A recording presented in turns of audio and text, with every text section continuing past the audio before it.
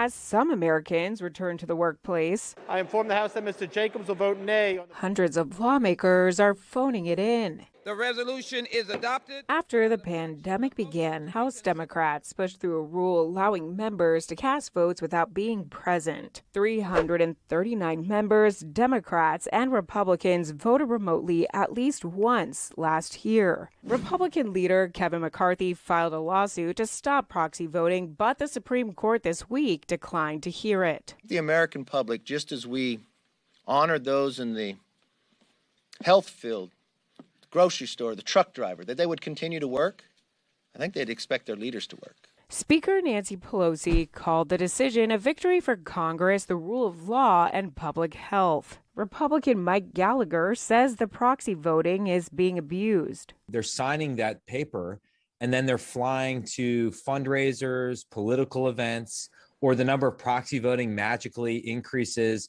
on fly-in or fly-out days, which just suggests to you members of Congress want a longer weekend. For what purposes does the gentlewoman from Virginia wish to be recognized? Under proxy voting, members designate a colleague to vote for them, many citing the health emergency of the pandemic as the reason why. That's what Republican Elise Stefanik did this month. Then she voted by proxy on the same day she appeared maskless with former President Donald Trump at a Florida fundraiser. It's the rules of the House right now, so have a number of colleagues on both sides of the aisle. These are the rules that Nancy Pelosi sets. Last year, 13 Republicans voted remotely while attending a political conference, and 7 Democrats voted by proxy when they joined the president at a Ford plant in Michigan. Plus, New Jersey Democrat Tom Malinowski voted by proxy while fundraising in California. The very definition of the word Congress is people coming together.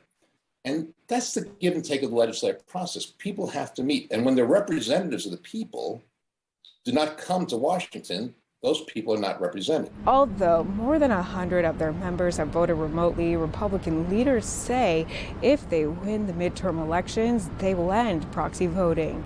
In Washington, Samantha-Jo